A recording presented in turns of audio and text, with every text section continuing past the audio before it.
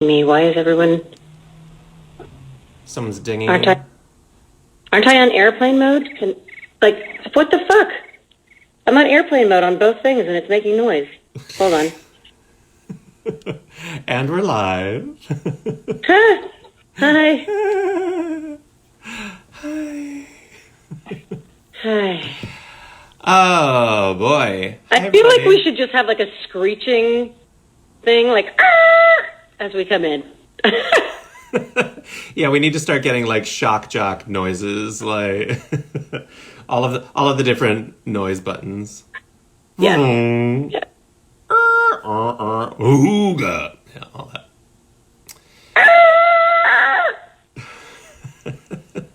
Hi everybody. Hello, hello, hello. Hi. Hi, hi, hi. All right. Well, welcome everyone to Between Two Nerds, your source for voter registration information and chats with your favorite notable nerds. I'm JP Karliak. I'm Courtney Taylor, And today and we we have an are amazing Between Two guest. Nerds. Yeah, I said the title at the top. I don't know. I futz with it every time. I really need to. I don't know. I felt like that was always our thing, Yeah. but we'll work on it, guys. Oh, Sorry, my hair we is didn't rehearse. fab today. Thanks. I slept on it. It's beautiful. Without further ado, because I don't want to miss a minute of this chat, we would love to welcome. Hold on, I gotta find the thing. An amazing queen from RuPaul's Drag Race season 10. She also performs on the Work the World tour and has traveled the globe spreading her amazing dragness everywhere. Please, the amazing Cameron Michaels. Here we go. Here we go. Applause, applause, applause, applause. Is it happening? Press the button. It's happening. Hi, Hello. how are you? Good. How you doing? I'm good. How are you? Excellent. Excellent. What Thanks are you for guys up joining to? us What are you guys today. up to today? I was just making hummus about 5 minutes ago, and Courtney and I are just dealing with all the tech issues. So, Uh, you know. there is a ghost in all the machines, or a ghost in my machine. That sounds dirty. Sorry. Yeah. How about you? What's going on? I'm good. I am waking up before noon again, which is a lovely experience because that didn't happen for quite a few months. So it's nice. Yeah, no, I feel that. I feel like my sleep schedule has shifted from, roughly like midnight to 7 or 8, and now it's kind of like 3 to whenever. Yeah, it's been bad. So it's back to normal now. Thank God. Awesome, awesome. So we're in a pandemic and a quarantine and all of that. Mhm. How have you been? What has your self-care been? Like, how are you taking care of yourself? The first month of quarantine was great. I was working, I was doing content, staying as busy as I could. And then after the first month, I kind of gave up. Embarrassingly so, I gave up. I just lost all motivation to do anything and kind of got really depressed, which I imagine a lot of people are dealing with as well. So Sure. that's still going on a little bit with me. I'm starting to kind of come back out and start creating some stuff again and come back. I haven't been on social media in almost 2 months, a month and a half. So hi, you Welcome guys. back. It's still a shit Yeah, show. so my quarantine's been up It's and still down for there. sure. So I imagine a lot of people are dealing with the same thing. Yeah, absolutely. Yeah. I think even for those of us that have had sort of a regimen for dealing with our mental health and how to self-care, this has thrown all of that out of whack, Yeah, and it's a whole new negotiation of how you take care of your mind, your body, your spirit, and all of those things. So yeah, absolutely. Yeah. Especially when it felt like it was like we were maybe going to come out of it, and now it seems like we're going back down into it. And so Yeah. I definitely have been wrestling with a little depression throughout, but definitely the last few days have been really hard. Yeah. yeah. Yeah.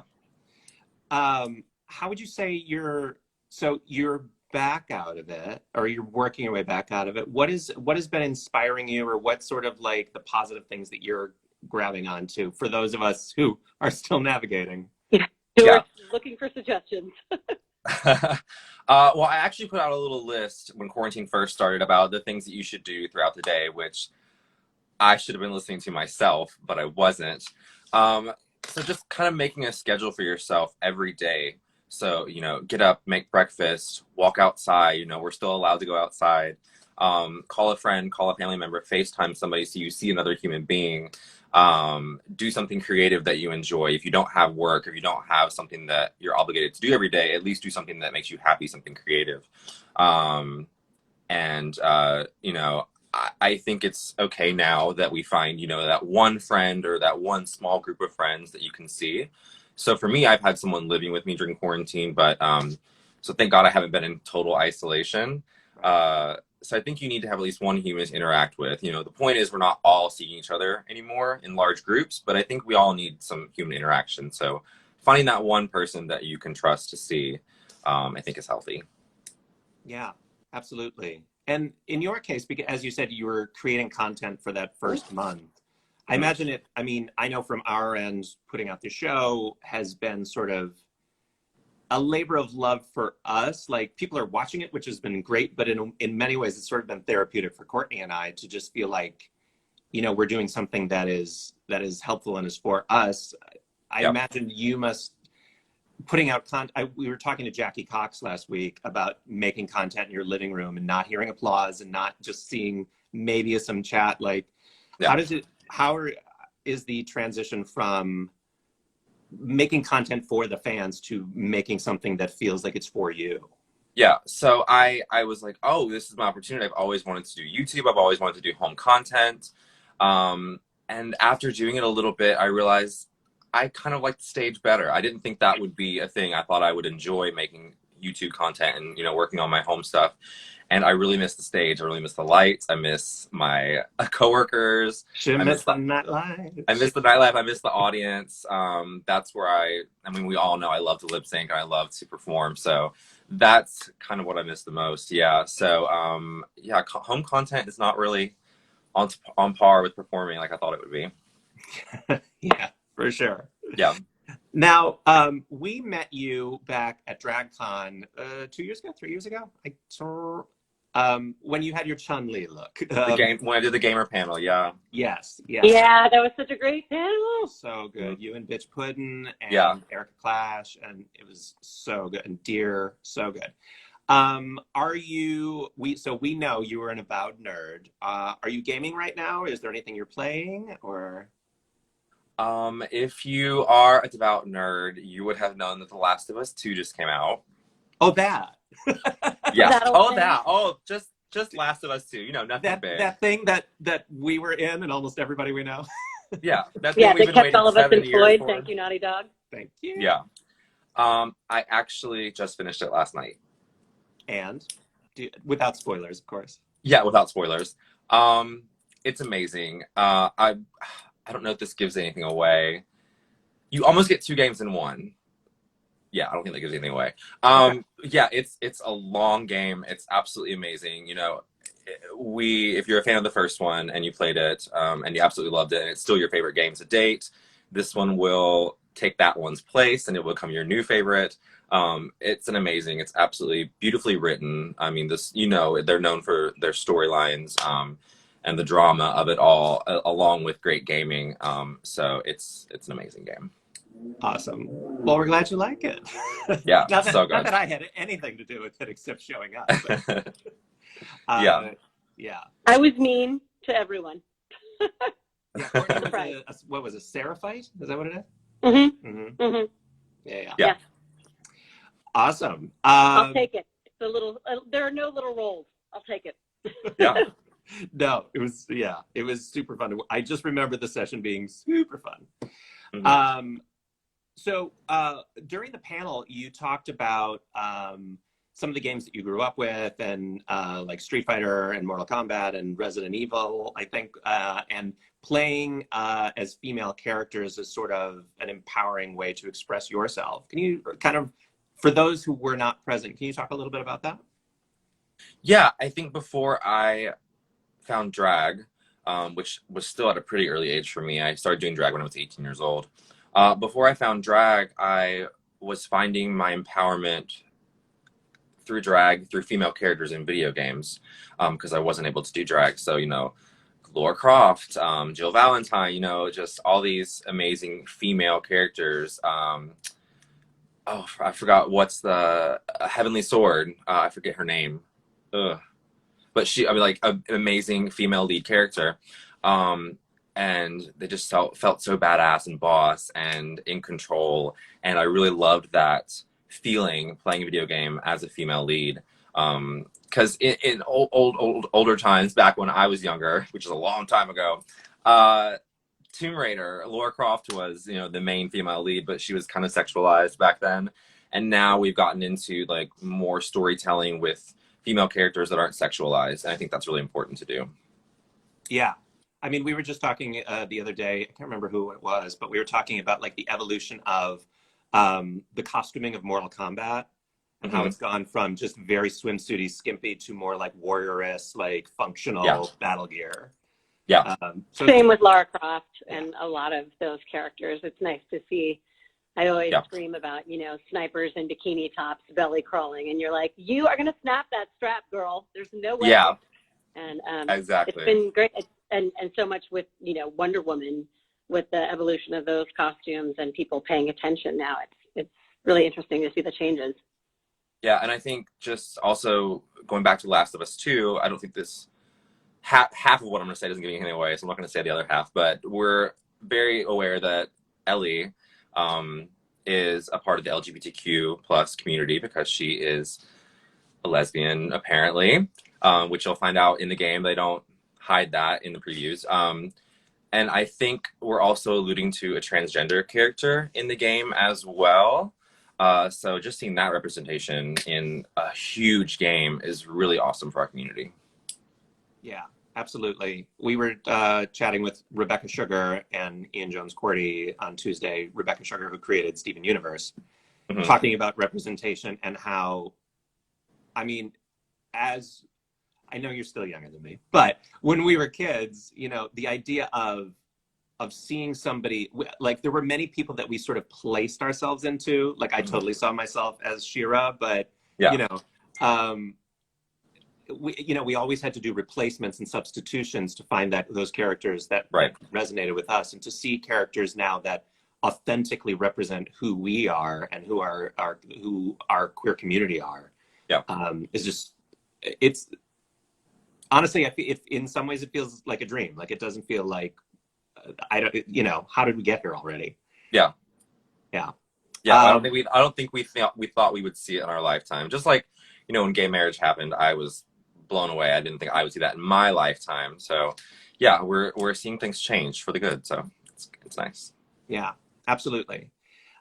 So for those of you that are just tuning in, welcome to NerdsVote. We're a voter registration organization that outreaches to gamers, cosplayers, congoers, and pop culture fans of all kinds. And we're here today with Kameron Michaels. Hello. Hello. So since we're a voter registration org, do you have a memorable voting experience, your first one, or just one that sort of stands out to you? Yeah, I feel like in my generation, a few of us kind of lost the motivation to be involved in politics. Sure. You know, politics can be really scary. They can be really, they don't seem fun. It doesn't seem like something that you want to be involved in. It's a lot of, at least what they show us in media a lot of the times is just back and forth bantering and bashing. And it just doesn't seem like something you want to be a part of. So when I was younger, I wasn't. My first voting experience was 8 years ago. Okay. So I feel like I helped vote Obama into his second term. You did it. You did it, girl. You pushed him over the edge, girl. Yeah. So I felt like we helped keep him in office. And then I did find it extremely important to vote 4 years ago. Sure. Which I did. I'm not going to say who I voted for, but obviously I'm not happy with what we have right now. That was when it became really important for me to start voting and become involved in politics, because it affects me, especially being a part of our community. and other minority communities, it's really important for us to speak up and vote and be involved in the politics that affect our lives and affect how we go about our daily lives in, using bathrooms and using restrooms and getting married, like things that happen all the time from politics that other people are, voting on. So we need to be involved. Yeah. And how do you overcome that? Because there is so much of politics is overwhelming. It's negative. It can feel like, how do you, when you're preparing to go to the polls, how do you push through to make decisions? Even though I am a part of the community, I'm still a white male. Sure. So a lot of the things that are happening in the world don't necessarily directly impact me. So I feel like one of the most important things, especially if you're not a part of the LGBTQIA community, and especially if you're white, so if you're, a cis white person, it's really important to think about all the minorities that are affected by these laws and things that they're putting in place. You may not feel affected yourself, so you may not see it. But you have to have some friends, or you have to have somebody that's different from you, a different race, a different, gender identity. And these laws negatively affect those people in a big way. They really impact their lives. And I think the most important thing to remember when you're going to the poll is remembering the people that you love, your family, your friends, and knowing that you can help make their lives easier and honestly just equal. It's all everybody wants is equal when going to the polls and voting for the people that are going to help make that happen. Yeah, for sure. I mean, it's like Black Lives Matter. We're not saying Black lives are amazing, even though they are. We're just saying they matter. Just please say that they just matter. It's not that big an ask. Equality. I mean, equality is really. You'd think it would be a no-brainer, but you would think so.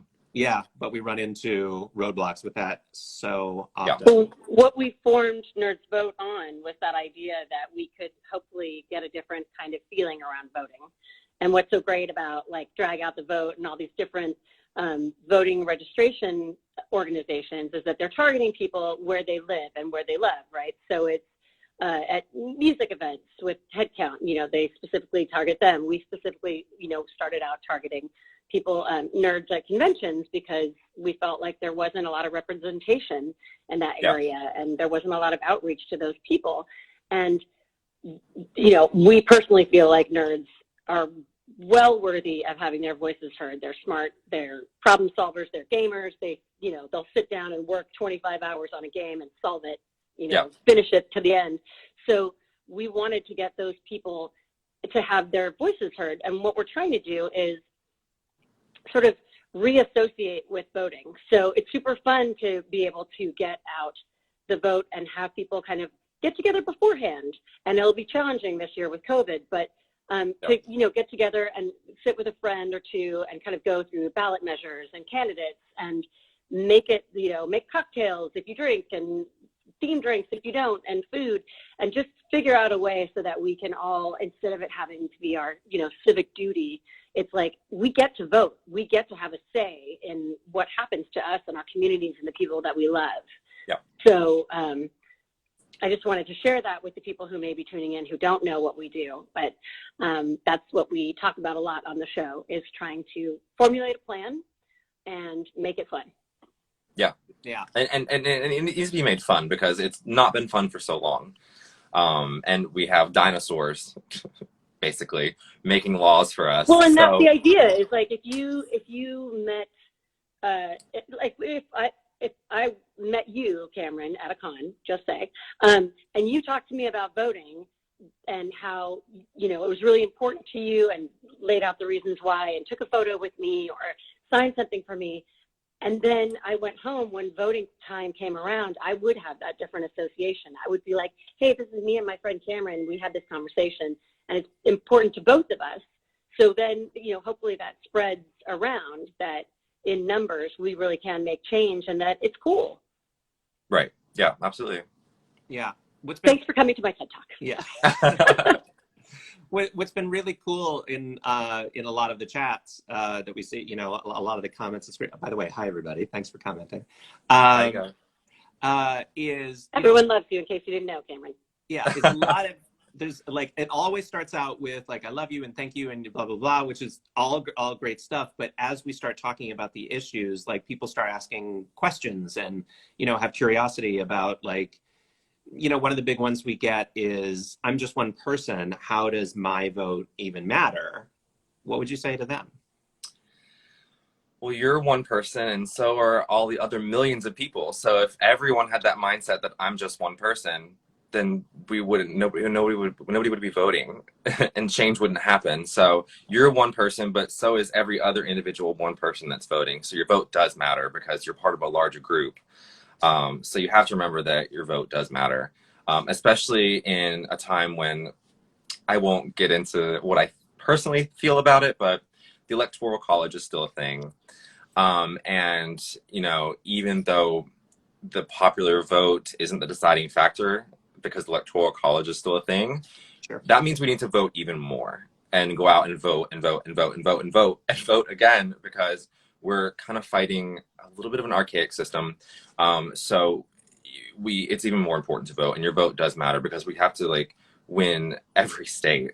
We mean, and the way the numbers go, the politicians are being very strategic about what states they're targeting for certain voters. So we just need to be voting in every single county, in every single state, and getting together and having these discussions with each other about, you know, who is for or against our basic human rights. I can't believe I'm saying that. And, you know, getting out to the polls and putting those people in office so they can enact change for all of us. Yeah, absolutely. And Dee Isabella 22 in the chat says, who are some candidates that are going to make that happen, though? Well, we can't really talk about that so much on this show, but a really great way to find out, to research some candidates who have your interests at heart is to go to publications, magazines, newspapers, journalists online who support by, you know, you can go to The Observer, you can go to if you live in a big city, they usually have like an LA Weekly or something, but the place that you get your news, or you can go to GLAAD, the website, and start to ask questions. You know, there are lots of places that you can get information, and it just clicking into Google and kind of seeing and talking to your friends and saying, hey, what have you heard? Getting together and sharing information, because there's a ton of candidates, there's a ton of ballot measures. It can seem really overwhelming, but you know, it's important not to just, you know, check whatever.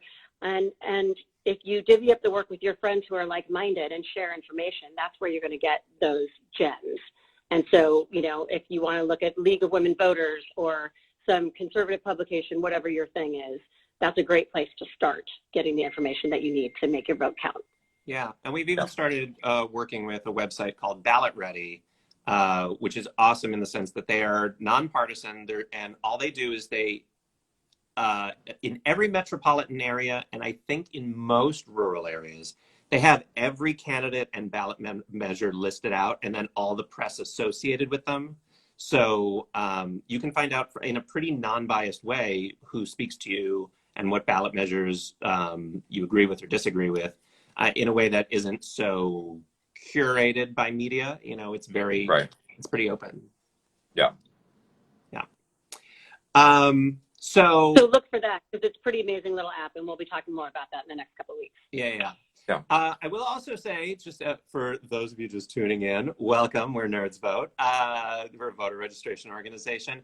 It pinned in the comment, you'll see reference to Motivote, which is an organization that we're partnering with right now that we just talked about how voting can be overwhelming and like how it's, oh my God, so many things. Motivote is awesome because it breaks everything down into tiny little steps.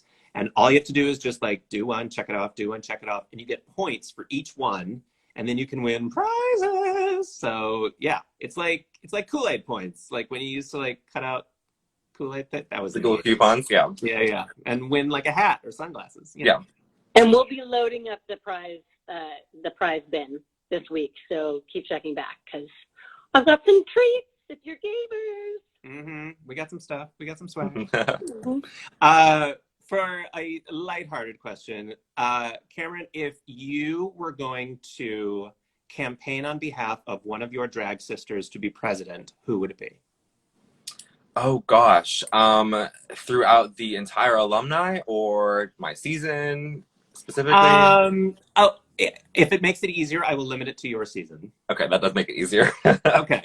um, I didn't want to say your season, then you're like, oh my God, no, season one, so and so. But I mean, if I'm gonna say all seasons, I think Jackie Cox absolutely is one of the most, well-aware political queens that we have right now. So season 12. But my season, I don't know. Ugh. trying to I mean, I think that says it. if we're gonna be very honest, I think one of the queens on my season that started a conversation that honestly nobody really really wanted to sit down, and you saw our reunion for season 10. And I think the Vixen had some very important things to say. For sure. And unfortunately, due to the drama and due to, things going on during filming and after filming and with the sisterhood itself and the host, we didn't get to have that conversation, and maybe people weren't willing to listen at that point. And now here we are in this current climate. So, I think she had a lot of important things to say. So, yeah. And I mean, what's interesting is I feel like if the Vixen were on season 12, it would have been an entirely different circumstance. Yeah. Yeah. Yeah. But she is doing amazing with Black Girl Magic. It is such an amazing show. I watched some of it last week. Was it last week or 2 weeks ago? Time is not real. Time is a construct. Yeah. And that we the roster for the show has gone from like 8 people to like 14, 16 queens. It's really good. Yeah, it's unbelievable. I mean, between the Vixen and Bob and Peppermint spearheading the Nubian tour and also the Black Queer Town Hall. Yeah. Have you spoken to any of your sisters about some of the work that they're doing? Because it is super impressive. It's amazing. Yeah, with Bob and Peppermint doing their Queer Town Hall, and just everybody else kind of finding the voice. We have this platform from the show. And so, unfortunately, I have been absent from social media for a long time, a month prior to the whole movement. And I did come back and, say something and share articles and donated and did a couple things. I've since gone back into my little depression box. But it's good to realize that we all have this platform to reach out to our audiences and each other and work together to make change. And we saw things have started changing, laws are being put in place, people are being held accountable for their actions. And it's because of the internet and because we're all sharing information and demanding change. Yeah, absolutely. And, by the way, for anybody just tuning in, feel free to throw some questions for Kameron in the little question mark box at the bottom. We'll get to those momentarily. But the thing is, like we were talking earlier about self-care, there's that old metaphor about you need to put your mask on first before helping others. And I think, sometimes that's overused because it doesn't mean like you need to be cushy before helping others, but you do need to be able to be like healthy and be, because this is not going to be a trend. Like the Black Lives Matter movement and the trans representation and all of that is not just today. It's it's a marathon, and we need to be healthy and prepared to deal with it whenever. So yeah. And to piggyback off that, I saw a lot of people talking about it in the beginning, and I didn't understand it. That people weren't okay or they were depressed or going through things, and that's when I was still creating and doing all of my content. It didn't hit me till about a month and a week in. So just know that it is okay to take a couple days off, to sit down, maybe not be like me and take a whole month off and not talk to anybody. But it's okay to take some time to yourself, because like you said, it is a marathon that we're dealing with between the election and the current state of affairs that is going on. So you have to take some time to yourself to come back and join the fight. So it's good to take a day off. Yeah. Absolutely. Yeah, or you know what? If you need a month and it's being safe and you're reaching out to people to let them know you're okay. Like this is moving targets. We are emotional and hormonal beings, and the goalposts get moved every single day. You know, Yeah. so we're here, and even if you're like, I'm having a great day, then something comes along and it's like, oh, so this sucks, and you're like, ah. So yeah, I mean, it's not just like, oh, I was bummed first and now I'm not. It's like, how do I feel today? What am I stepping away from today to keep myself sane? Right. So yeah, I mean, I always say, like, just do what you need to do, but, you know, send out a smoke signal so people know you're okay. Yeah, exactly. Yeah. There was a great metaphor that I heard on, her name escapes me, but it was a Black Lives Matter podcast. And one of the speakers talked about how the movement is kind of like a choir, where there's those moments where, you know, a choir sings a note and it feels like it's being sustained forever. And it's like, oh my God, they have so much breath power. And the only reason it's working is because everybody's taking their breath sporadically throughout. So it sounds like one sustained note, but it's everybody taking their moment when they need to. Yeah. And I think, you know, I thought that was just a gorgeous metaphor for how we proceed, that we all need to take our breath when we need to. Yeah, exactly. So if one of us takes a day off, you know, there's 200 others that are keeping the momentum going. So yeah. Yeah. Yeah. Sure. And be aware of, like, what your strengths are, because your strengths may be writing letters or being on social media or making phone calls or cheering people up, or, you know, just being there for the people in your life. Everybody has different strengths. And again, how do you feel today? Today, you may feel like, yes, I'm going to call and scream about some stuff. And then you may be like, I also need to take a day-long nap. Yeah. Yeah. So I want to throw a question out from one of our viewers. This is Marisha Walsh asking, can you please explain drive and drag? So drive and drag, sorry, this has nothing to do with the show. So drive and drag is kind of the next step for the Work the World tour. I know you mentioned that prior to me coming on, that I'm part of the Work the World series. So we've been doing live streams that you guys have been able to watch at home. Mm-hmm. And now we're, you know, trying to give another live aspect to it. You know, performing in front of a camera instead of an audience is not fun for me either. So we have decided to do pop-up performances where people will be driving in and parking and viewing a drag show live as if they were at a drive-in movie theater, but it is drag.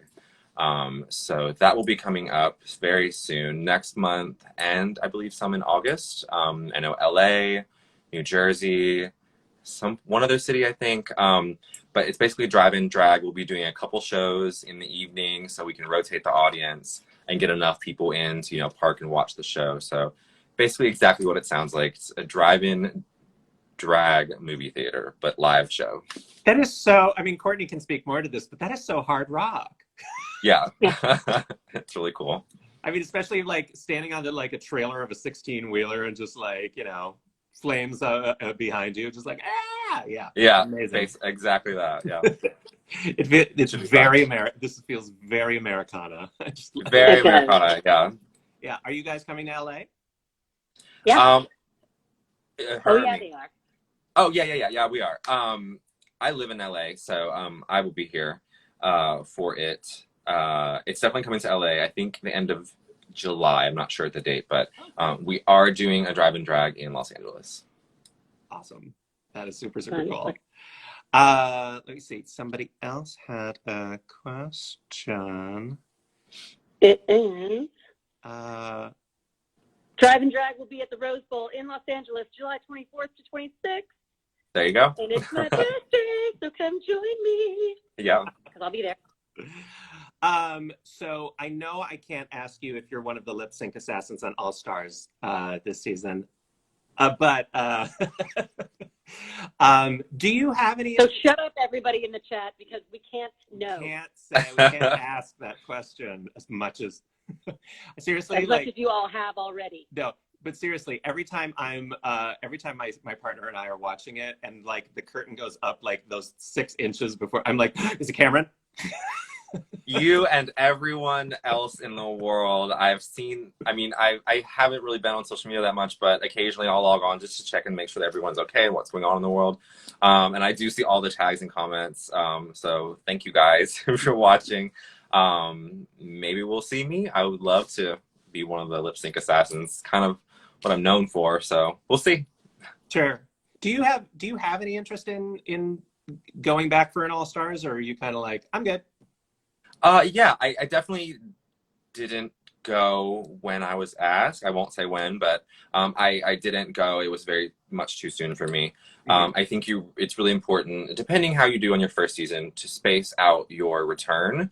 You need to, ride the wave from the first one before you have a resurgence from the second one. So I think it's important to wait. I think it's getting close to time for me. So I don't know. When it's right and I receive the phone call, I will say yes. Hopefully at a time when all of you can be in the same room. Exactly. Yeah. So that's delayed now. Yeah, there is that. Yeah. I think we got another one. Let's see. So as far as the drive and drag goes, and then, any of the other touring, is that like, does that involve you traveling? Like, Of course, Los Angeles, I won't be traveling because I live here. I'm not sure if the cast is being split up or changed. I don't have any details on that. So I think we're doing a New Jersey one, a New Jersey drive-in drag. But if the cast is all of us, then I will be flying in to New Jersey or New York to participate in that. I'm ready to get out of the house. I didn't want to fly for a long time. I didn't even fly home. When I came home from Vegas, I had a friend come and pick me up because I was afraid to get on the airplane because it was right in the middle of all of it. But I'm absolutely ready to travel and get out. So if it requires me to get on a plane, I would actually love to do that and go to the other side of the country for a while. Yeah. Just so you know, guys, details. It's supposed to be Chicago, New Jersey, Los Angeles, Pasadena's Rose Bowl, where Beyonce played. And you can get information at vossevents.com/drive-drag. Yeah. Just saying. If my boyfriend's watching, get me tickets. Yeah. I have to ask this question because it is killing me. Bill Webster 91 says, Cameron, are you more frightened of spiders or Michelle Visage? Well, spiders don't control my journey to $100,000. Sure. Like Michelle Visage does. So I would probably say I'd be more scared of Michelle Visage than spiders.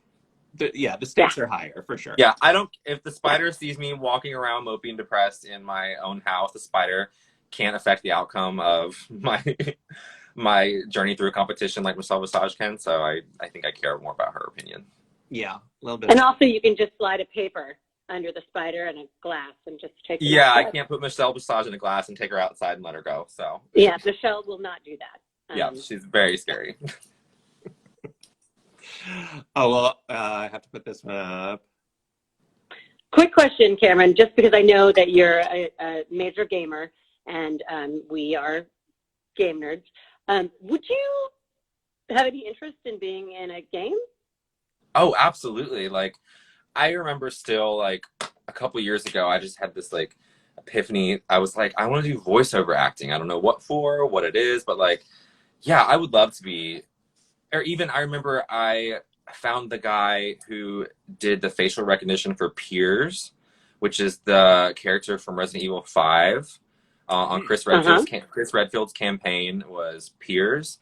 And I remember finding this guy on Instagram and he was the facial recognition for that character. And I was like, that's so cool. So yeah, oh my God, I would love to do something like that. That would be really cool. What kind of game would you choose if somebody said, okay, we're going to let you be a voice in any kind of video game? If it's voice, I would want to be involved in some really story RPG type game, like Last of Us or something. It's they're actors basically. I mean, they're acting. I would really maybe visually a fighter game or something. Some really cool costumes in a Mortal Kombat type game. I don't know. I've had this conversation with people before, but we have, even though we don't want to promote violence in the drag community, having a drag race street fighting game would be Oh so yeah. fun. Oh yeah. The characters and the costume changes. Yeah. How is there not a drag game out, like a AAA drag game at this point? I don't know. Yeah, there's like I don't the know. occasional app that's fine, but yeah. Yeah. No, there needs to be a drag throwdown brawl game. If Kameron Michaels It's like a mixture of like Dance Dance Revolution, so you can lip sync as well. You have like RuPaul, are you listening? Yeah. Write that down. Write that down. If Kameron Michaels were a street fighting character, what would her special move be? Oh gosh, a hair whip. Like a hair whip, or I feel like if I did if the split might be a little sexualized, so let's go with a hair flip. Very Sindel, like just a hair flip. Yeah, just choke them with your locks. Yeah, exactly. Awesome. Have you played Mortal Kombat 11? You know what? I am terribly awful at Mortal Kombat. I am just not good. I think it's like, I don't know, maybe it's changed in the newer games, but the like directional buttons, like all that with the like triangle, all that stuff. I can't do all the directional stuff to get the special, like the certain directions that you have to, I can't do all that. I was a Tekken kid and a Dead or Alive kid. So those were my two fighting games. Mortal Kombat, just, I don't know, I can't never get it. Yeah, I'm a button masher myself. It's just, yeah. I have no idea. I've been playing the Power Ranger street fighting game because I'm that kid. Oh yeah. And yeah, it's just bang, bang, bang, bang, bang, hoping for the best. Larry Beyer wants to know, will you be doing any more music? Hopefully.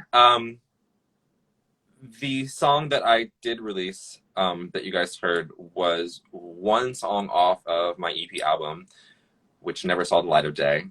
So there are several other songs that no one's ever heard and no one might ever hear. But I would love to revisit that, maybe rehash out one of the songs I didn't release, maybe something new. We'll see. But I have really wanted to do some, you know, if you watch the Work the World live streams, it was so fun for me to be in front of a camera and get creative. So I would love to work on a new music video, which would require me to have new music. So hopefully sometime soon. Very cool. Somebody also asked, speaking of music, who is your favorite singer? Oh gosh. Favorite singer. I mean, I kind of have to lump three of them together. I can't pick a favorite. I'm so sorry. My divas. I mean, I have old school divas. Like, I grew up, and Celine Dion was like my diva when I was little. But new age, performance artist wise, it's gonna have to like be Rihanna, Gaga, and Ariana. Honestly, I mean, you can tell she's like the new Mariah. She has the most amazing voice ever. Those are my three. Like, unbelievable. Anytime those three are on my playlist, I'm dancing around my apartment. So, and also Ariana Grande, like we partner with Headcount on our voting rights, voting registration. She is a voting queen. Yeah, and they, when they were talking to us about various initiatives they were doing, they were like, "Oh yeah, so these are all the things that we built for Ariana Grande." I'm like, wow, like awesome. She's so active. She is such a promoter of voting rights, of for racial justice. Like, she was out there protesting. I was like, my God. I know, I saw the picture. Yeah. That is one of the brilliant things about being able to protest while wearing a face mask, though, is that, you know. Yeah. Although Pink was out there too. It was super cool. I would recognize her That's hair and all. time that they're like, yes, I can do this. Yeah. It's like she actually does a thing where before all of her concerts, she has like all the stuff that goes up beforehand is head count and about voting. So, you know, if you like Ariana Grande, then you should probably be registering to vote. Mm-hmm. Yeah, exactly. She basically says, "I'm not going out on stage unless all of you are registered." Exactly. Yeah, and it's honestly, it's good because Hollywood has a lot of sway. They have a lot of influence on their fan base. And that's important because I feel like that's the age that the kids are like, oh, I can go out and vote now. So they're reaching out to their fan base and saying, this is important. Go do this.